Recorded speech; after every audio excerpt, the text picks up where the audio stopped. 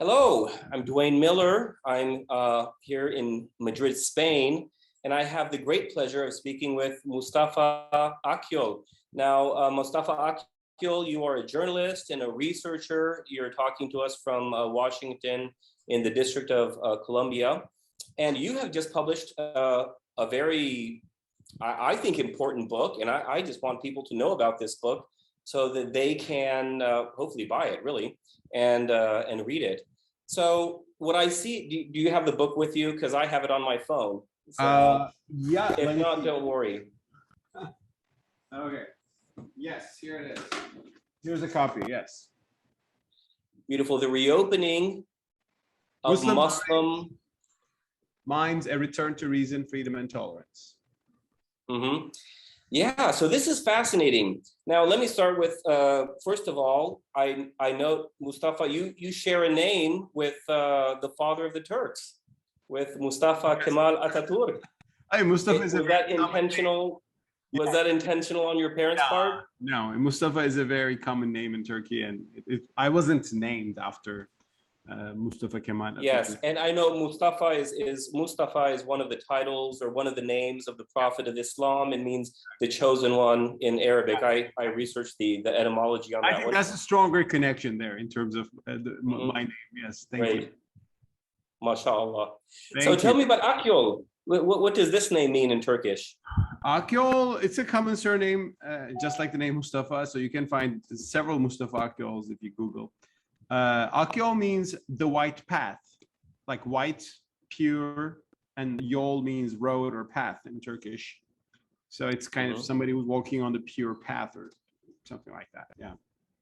Excellent. So I was having a conversation, as someone who's studied and written on Ottoman history, I'm going to start with this title. I'm just going to use it one. Effendi, it is a pleasure to have you here. Thank you so much, Duane Effendi. I'm happy to hear that too. Well, I'm impressed by your knowledge of the Turkish, Ottoman, and broader Muslim culture. Yeah. Well, we lived in what used to be the Ottoman Empire for the better part of 7 to 8 years, and that was deep. I spent a lot of time in Jerusalem, where I would go to the Church of the Holy Sepulchre, and a lot of people don't know that the division of that church by the Tawa'if or the sects, that is a leftover of Ottoman law, and it's right there, and it's incorporated into Israeli law today. So I mean, it's everywhere when you live in that region. I was talking with a colleague of mine, a scholar who does a lot of work on kind of political and religious analysis of the Middle East and that larger region. And I said, well, I'm going to be speaking with Mustafa Akyol. And what do you think about his new book? He said, well, he's one of the most tolerant Islamists. And then he said, well, I'm not even sure if he's an Islamist anymore. So I thought that was fantastic. How would you answer my colleague about this kind of ... Well, it's not, it could be worse. So he's a Turkish colleague of yours who said that? No, he's not. No. He's a scholar who studies the Middle East. Okay. Well, I hardly ever define myself as an Islamist. I mean, I am a Muslim and I do value Islam. I mean, so sometimes people use the term Islamist in Turkey, for example, as someone who's too much into religion, right? I mean, in the sense that I'm a Muslim who cares about my religion, and I've been motivated by religion since, let's say, my college years. So I've been thinking about it. I've been trying to live it, practice it. And but I don't use the term Islamists in the sense that, I mean, Islamists are people generally, as I define it, like the Muslim Brotherhood in Egypt, and there's a spectrum there, of course, but who somehow see Islam as the basis of a political system. And I'm actually critical of that. And I do believe certain political values can be extracted from Islam: a devotion to justice, a devotion to freedom, actually, I would say. But I don't think that there should be a state that comes and says, I'm implementing the Shari'a and having these punishments for these certain sins. And actually, I'm quite critical of that. So no, I don't define myself as an Islamist. Although, as I said, the term can mean different things to different people. Yeah, and from the Christian side, we have this word fundamentalist, and people, oh, he's a fundamentalist. Like, what does that mean? People throw around these words all the time, and they never actually define carefully what the word means. So I agree. Islamist is one of those words that people were like radical, like, okay, well, maybe that's bad, maybe it's not bad, but people use these words, but without defining them. So I think that's a problematic part of our conversation, or lack of conversation, really. So as I read your book, or actually I listened to the audiobook, which I really enjoyed. It was a great format for me personally. And I felt like I had this image of the person who goes to like an accident that happened, like with cars and vehicles and so on, and is trying to figure out what happened here. I felt like, and correct me if I'm not reading this correctly, you identify especially two key eras or two key periods in the history of the development of the Shari'a, what we call usul al-fiqh. And the first one is this big debate between the Mu'tazila, the ones who withdraw themselves. That's what Mu'tazila means in Arabic. It's a feminine plural. It is what it is. And then the Ash'ari, who are the followers of a particular teacher. Tell us, what do you think went wrong there? What could have been a better route for history that would have been more faithful to your understanding of the will of Allah? Sure. And for those who might be familiar with these traditions, theological schools in Islam, I should say that I'm not an advocate of the whole Mu'tazila worldview and theology. On some issues, I find myself not close to Mu'tazila, but the Murji'a, and they had, by the way, similarities on certain issues. But I'll try to explain what this means. I think there has been several theological turns in Islam, and a very definitive one, and I think as an unfortunate one, is the turn towards what I call in the book and criticize as divine command theory versus ethical objectivism. Now, what do these mean? Early scholars in Islam discussed when, and as Christians discussed, for many centuries, when God has commandments like "Thou shalt not kill," right? That's in the Old Testament, or 10 commandments. And similarly, Islam has these commandments: you will not kill, you will not murder, or you will do zakat. There are many religious injunctions. Is God giving these commandments because they refer to values that can be knowable by reason? Like, is God saying do not kill because killing is wrong in itself and human mind can comprehend that, even if there were no revelation? Or does killing innocent people become wrong simply because God said so? Like, does the Shari'a indicate right and wrong or constitute right and wrong?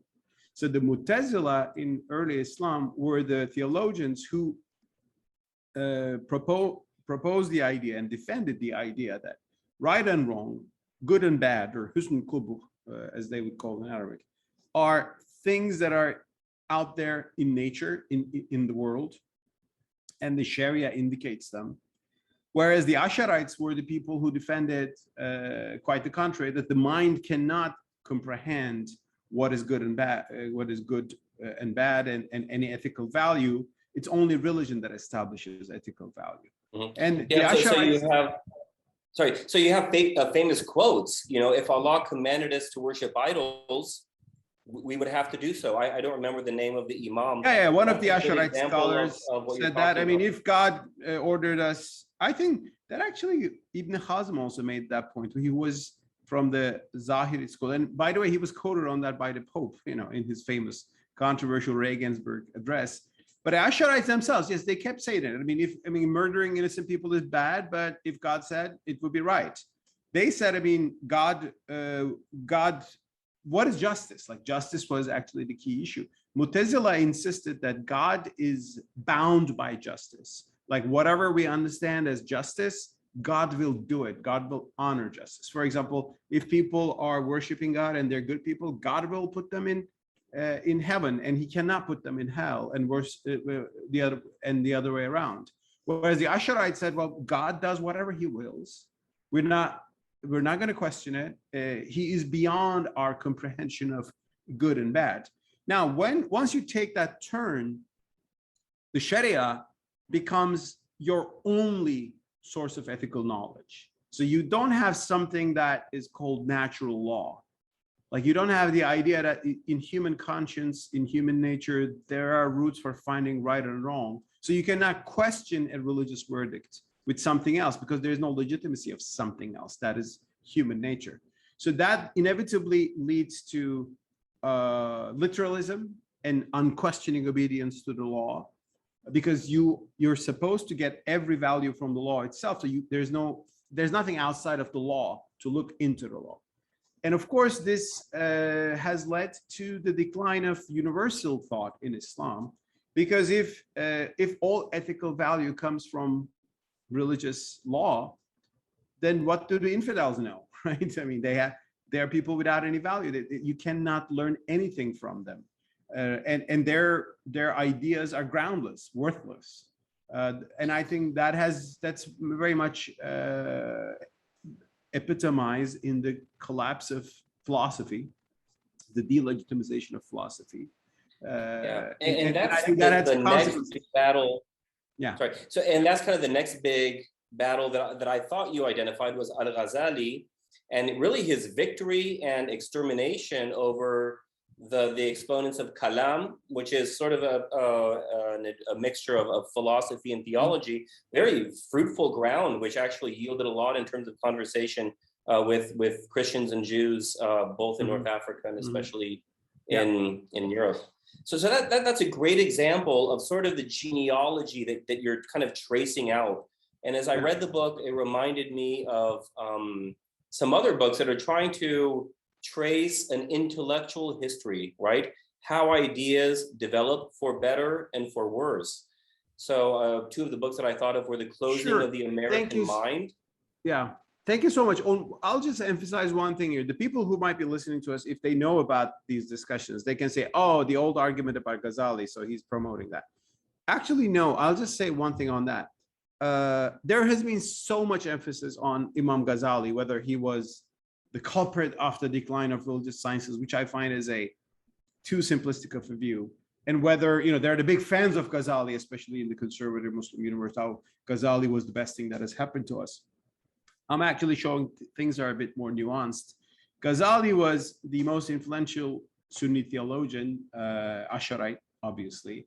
He was quite nuanced compared to some earlier Asharites. So on some issues, he toyed a little bit, even some Mu'tazila ideas without naming them as Mu'tazila ideas. He got interested in philosophy and he studied philosophers, and he incorporated some ideas like logic, which came from ancient Greece, into Sunni fold. So, and people who love Ghazali emphasize these things, and they say, actually, he was the best synthesis we had, and so on and so forth. But also Ghazali and the broader tradition that he represents, the Asharites, they delegitimize philosophy. Ghazali was ultimately the one who said the philosophers, and by that he meant Ibn Sina and Farabi, are kafir. They fall into kufr, that's disbelief. For that, they could be killed. So as some Western scholars have emphasized, like he introduced the idea of clandestine apostasy. Like people who claim to be Muslims might have, deviant ideas. They claim to be Muslims, but are actually infidels, and they should be punished for that. They can be, at least Ghazali said, and a lot of people took it as should be. So that was, I think, an important blow, and it started a process. And when you today hear news that some scholar in Egypt got a death fatwa for him, or like declared kafir and had to leave, which happened to Nasr Abu Zayd, or another scholar was executed, Mahmoud Taha, in Sudan in 1985 for supposed apostasy. These are Muslims who actually just differ from the orthodoxy on certain issues, but they're pious Muslims, they're believing Muslims, but they can be still condemned. And that leads to a shrinking of the legitimate space for thinking about religion. So you cannot question these things. So I think that was the bad influence of Ghazali. He was sophisticated, but some of the later Asharites wasn't even as sophisticated as him. So you come to 17th century and you see Imam Rabbani, for example, in India. You're saying geometry, that stupid science of the philosophers, is totally useless. Why do we need that? So this rejection of universal sciences, like sciences that are sciences and philosophy and value, and you can put now into this sciences like technical sciences, but also ideas like human rights or democracy, rejecting these because they come from the infidels and it's no use for us. That dynamic became very dominant, and I think it had, and it still has, a very big impact of closing Muslim minds to the achievements of humanity, as I call it. And also it blocks us from contributing to humanity. Sorry, yeah. Yeah. Would you identify a connection between the kind of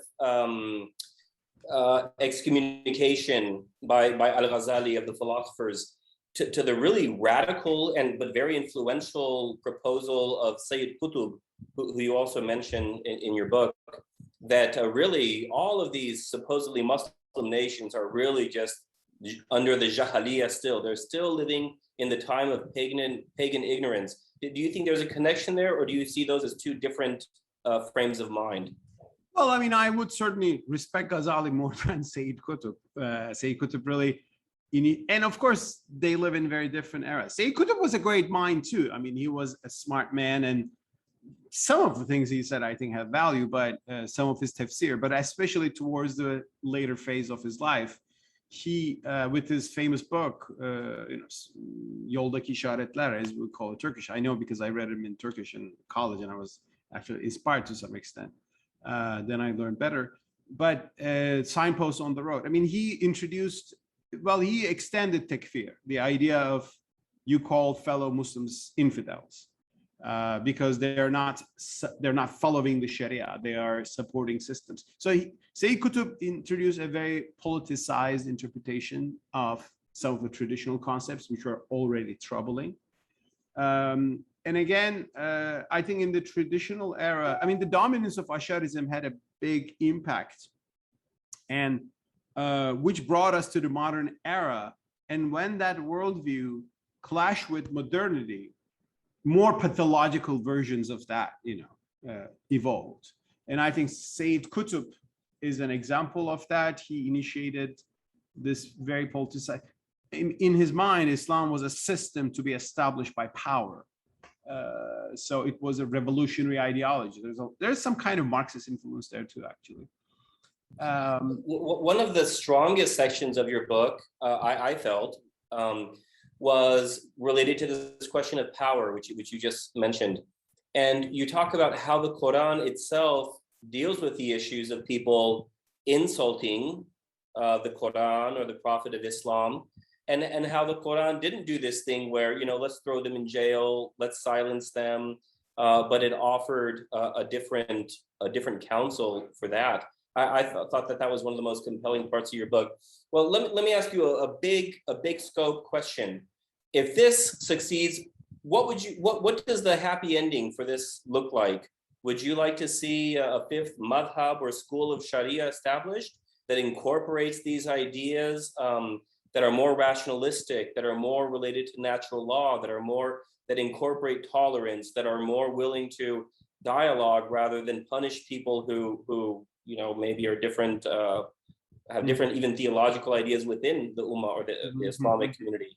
What does the happy ending, what's the best possible result in your mind for this project that you and others are engaged on?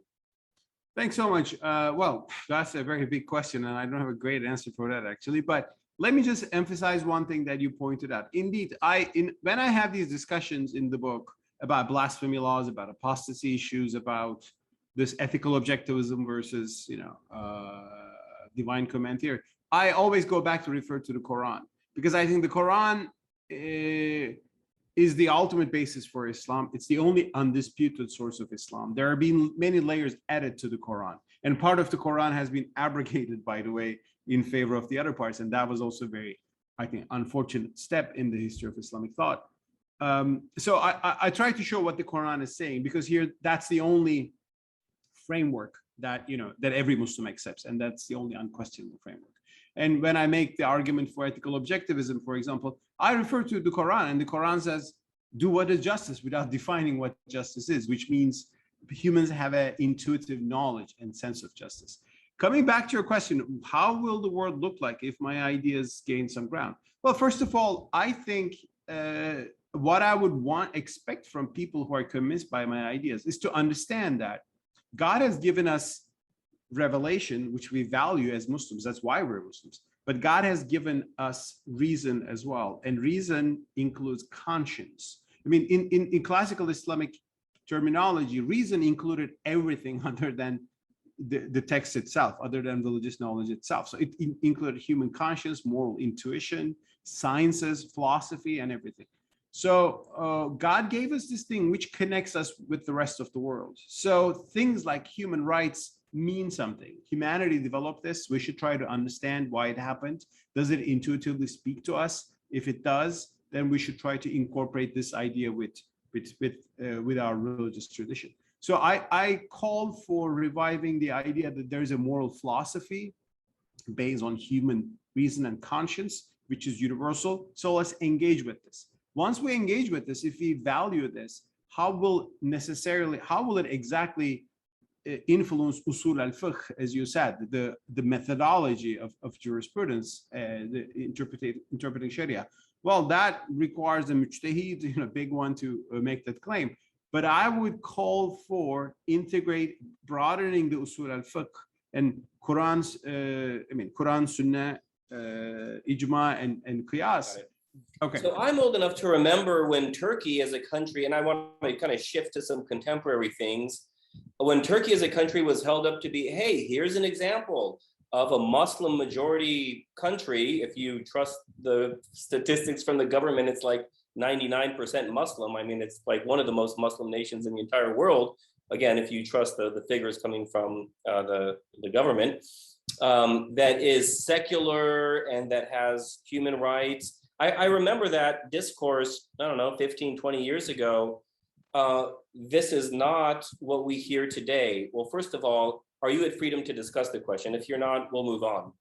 We can discuss this. I mean, So what happened there? In a relatively short period of time. Usually politics, we speak of decades and decades, but this seems like to me, and as someone who's been to Turkey and spent a good amount of time there and really loves the people and the country and its heritage, it seems like a pretty drastic shift in a relatively short period of time. Well, Turkey is the biggest disappointment of my life, at least so far. I mean, we will see what will happen in the future. One thing, if you go to Turkey today, you will still sense that this is by and large a free society in terms of social life. I mean, compared to Iran or Saudi Arabia, Turkey is still, many of the religious problems I criticize in my book, they don't exist in Turkey. You don't have besieged religious police checking whether you're drinking or not, that kind of thing. But Turkey certainly became very, very unfree in terms of its political scene. A very strong political authoritarianism dominated Turkey in the past 10 years under Erdogan, Turkey's president. Now, how and why this happened? Turkey basically swung from one extreme to the other one, and domination of one camp was replaced by another camp. Turkey was founded by Atatürk, my namesake, Mustafa Kemal, in 1923. And Atatürk was a hardcore secularist, inspired very much by the French Enlightenment. And he had the idea that religious institutions should be curbed and even destroyed so that society becomes progressed. And that's a kind of philosophy I don't agree with. I believe in freedom, including freedom for traditional religion, as long as it's not oppressive on other parts of the society. So Atatürk brought this, and his followers, the Kemalists or Atatürkists, or Kemalists as they call themselves, they dominated Turkey, at least the state of Turkey, the military, judiciary, the key institutions, until the 21st century. In the past 20 years, this started to shift, and under the leadership of Tayyip Erdogan, Turkey's religious conservatives / Islamists first, very smartly, argued that they will make Turkey like the European Union. They will do some of the European Union inspired reforms, and they got some support from some liberals, including myself. And they did some good things in the initial years, indeed, a lot of good things. But then once they started to shift the power to themselves, they started to move away from their initial promises. And the more they stood in power, they became more corrupt and arrogant and paranoid and thuggish and authoritarian and despicable. I mean, to be honest. So today, Turkey is really in a bad situation. My hope for, though, Turkey is that hopefully after this era, the current era, Turkish society, if it has a chance, can say, well, we've seen authoritarianism in the name of Atatürk. We've seen authoritarianism under the leadership of the Atatürk of the Islamists, as I call them, Erdogan. And now, can we be a society where everyone is free and nobody's a second-class citizen? Can we have a political system, a constitution based on equal rights for everybody, and a guarantee that there will be separation of powers, liberal democracy? I would hope that to happen, but whether that will happen or not is a good question. Turkey is boiling with issues with refugees, with nationalism, and I think main problem with Turkey and my people with Turks is nationalism, like a very staunch nationalism, which has secular versions and Islamic or Islamist versions. So it's a country at war with itself for a long time. Still, again, relatively speaking, if you want to go live somewhere in the Middle East, probably you would still prefer Turkey today rather than many of the countries around. Unless you criticize the leader, the great leader. You'll be yes, yeah. Yes, yeah. So just maybe one or two more questions and we'll wrap this up. Can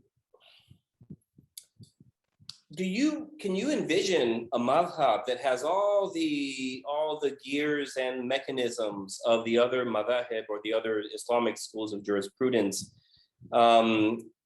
but something that incorporates, again, your ideas, those of Mahmoud Taha, who was, you and I, we were kids, 1985, it's not even that long ago. And some other people who have reformist ideas, an actual madhab that has seminaries, that has authoritative, books of tafsir, that has its own edited books of the hadith, maybe taking out some of them that are quite questionable and spurious. You mentioned a number of those in your own book.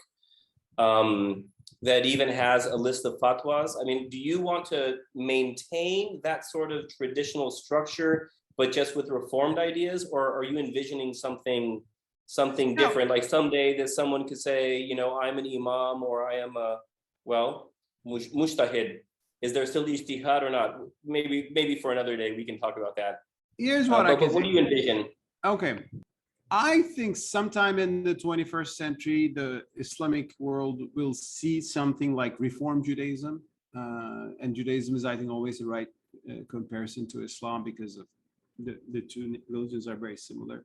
In other words, there will be Muslims who say, well, much of the Shari'a is historical. It's not the divine blueprint that we should today allow. So here's a new mosque where men and women pray together. These kind of symbolic changes. Or dress codes are historical, or things like other aspects of the Sharia. So I think that kind of thing is already beginning a little bit here and there in Europe and the US. And I think that will cultivate at some point into a reform Islam. But I think that will be a small branch, and I'm sure it will be frowned upon by a broad conservative majority. What I would also like to see and hope to see is that existing madhabs, I mean, people are Hanafi, that's not going to change.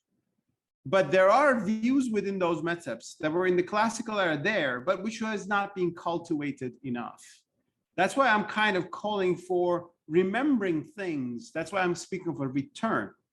Like when you look at Tufi, for example, Najmuddin Tufi, he was a Hanbali and he was frowned upon by fellow Hanbalis, but he had this idea that maslaha, the human good, overrides, is more important than the commandments of the Quran and the Sunnah, because ultimately the Quran and the Sunnah exist for human good.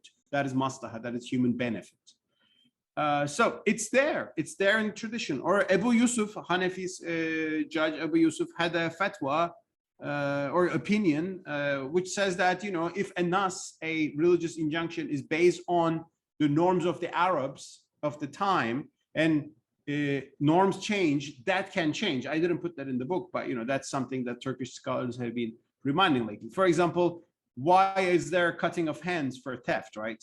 Because that's what Arabs were doing in 7th century, and that's what pre-Islamic Arabs were doing all the time. So already doing. So there are things in Islamic, what we call Islamic law is simply actually the culture and norm of the time. I could extend it to dress code. I mean, a lot of people want to wear a turban and wear a long tunic, and I respect that. I have nothing in it. It's religious freedom.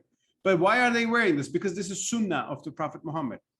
Well, Prophet Muhammad was wearing that, and the mushrikun were wearing the same thing too. It was the fashion of that society. It was the culture of that society. Maybe you don't have to universalize it. So this, I mean, there are roots even within classical madhab. That's why I actually, my book, I go and dig into these little noticed sources. So once we remember these things and also understand that, you know, the point that humanity has achieved with liberalism, with democracy, with human rights is not something we have to see as kufr, something to deny. We can look into our religious tradition with a new perspective. So there can be a change within Hanafism itself, within Shia jurisprudence itself. Maybe there will be new ijtihad for bringing more categories of reason and conscience into these religious traditions. That's beyond me. I mean, that needs certainly. Yeah, and I think that's important for people listening to this to know. You're not advocating totally radically new ideas necessarily. You're trying to advocate and bring maybe traditions within Islam and within the usul al-fiqh, the jurisprudence of Islam. You're trying to bring these minority voices back to the fore and say, you know, let's try to remember these. Let's try to maybe privilege and incorporate some of these ideas that are not new. They're not bid'ah, which is the name of heresy or novelty. I love that in Islam, that's the same word, you know, heresy and novelty. I wish sometimes the Christians would do that, but that's a different thing. Okay, a final question, not academic at all. You know, some of the people who watch this interview will be people of faith, Christians, Jews, from other religions. And if they wanted to pray for you and for the Ummah, what would you counsel them? They say, how can we pray for you and for the Ummah? What would you answer? Pray? Well, everybody can pray in their religious tradition, and I will respect and honor that. If a Christian prays for this, or a Jewish person, or of course a fellow Muslim prays, I'll be grateful to that. I believe, well, I mean, I also have this belief that we believe in the same God, and yes, we come from different religious traditions, but ultimately it's the God of Abraham. All these three great religions worship and honor. And well, if you want to do some prayer on as through the asbab, or through the causes, as we say, you can buy my book, you know, read it, and if you like it, you can suggest to your friends and help maybe publicize some of the ideas. A new book is coming, mine too, by the way, a short little book which I summarize all my ideas about freedom, why as a Muslim I defend liberty. It will be coming out in September 29. It will be freely downloadable from the Cato Institute libertarianism.org website. So that is another thing I would like to say. And one thing, I think Christians should not forget that they had similar discussions a few centuries ago. Even Catholics had even more recently. Like, should we accept the idea of religious freedom, or will this allow heresy to spread, right? Catholicism had this idea. I mean, had to discuss this. I mean, in the 19th century, there are, when you look at the list of heresies, book errors, if I'm not wrong, I mean, there are ideas, you know, that are categorized as bad, terrible ideas Catholics should reject, and that includes religious freedom. But that has changed, and that has changed through rethinking of the tradition. And I think Islam is going through a similar phase. There are a lot of terrible things happening in the name of Islam today. We see what Taliban is doing these days in Afghanistan, and but those are also causing a lot of Muslims to rethink these issues. So let's not I would call on Christians and Jews, or from people of the other traditions, to understand that Islam is not an alien faith. You know, we are actually quite similar. It's just Islam is just at a difficult era, and Christianity had its own very difficult eras where where you had people being burned at the stake. Luckily, that's gone, and Mhm. in Islam, inshallah, that will be gone too. Excellent. Well, thank you so much, Mustafa Akyol. Am I pronouncing Akyol correctly? Very correctly. Perfect. Okay, very good. And can you show us the book one more time, please? Sure. Reopening Muslim Minds.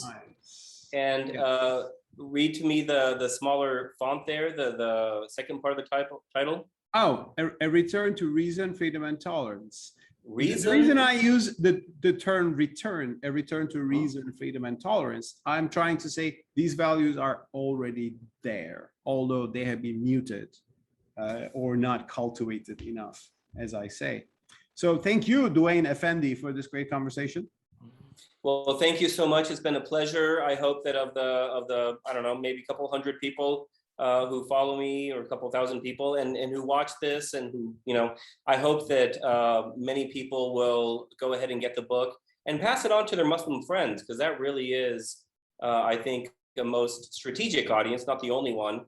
But thank you so much, and best wishes with your future efforts and work. Thank you again, Duane, and greetings to everybody who will watch us, and thanks for all the interest in my work. Assalamu alaikum. Alaikum assalam.